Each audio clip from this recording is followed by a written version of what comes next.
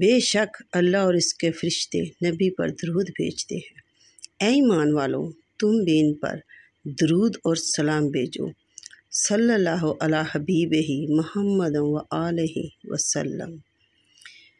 حضور نبی کریم نے ارشاد فرمایا، جسے یہ پسند ہو کہ مرتے وقت اللہ تعالیٰ اس سے راضی ہو، وہ مجھ پر کثرت سے درود پڑھا کرے۔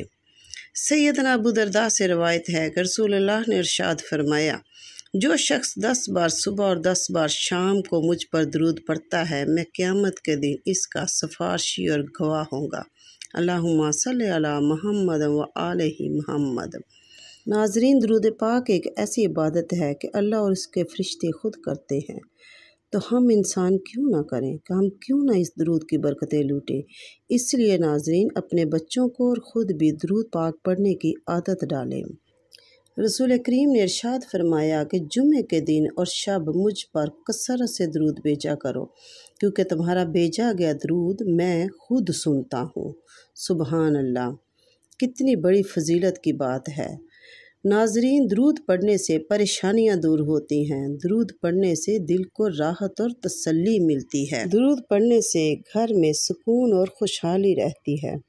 اور ناظرین، کتنی بڑی بات ہے کہ اللہ حضور پاک نے خود گواہی دی ہے، درود پڑھنے والے کی قیامت والے دن حضور پاک خود شفاعت فرمائیں گے، کہ یہ کتنی سعادت کی بات ہے۔ جب کوئی وزیر کبیر، عام انسان، کوئی دنیا دار ہمیں یہ گواہی دے دیتا ہے کہ تم یہ کام کر لو، تمہارا بچہ پاس ہو جائے گا، تم یہ کام کر لو، تم اس طرح کرو، تمہارا یہ کام ہو جائے گا، تمہارے لیے سطح خیر ہے، تو ہم کتنے خوش ہوتے ہیں اس شخص کی گواہی پر۔ تو سوچیں نا، جب رحمت العالمین وجہ کائنات ہمیں یہ گواہی دے رہے ہیں کہ قیامت کا والے دن ہماری شفاعت کریں گے، تو یہ کتنی بڑی بات ہے نا۔ اس لیے ناظرین، درود شریف کو اپنی زندگی میں شامل کر لیں۔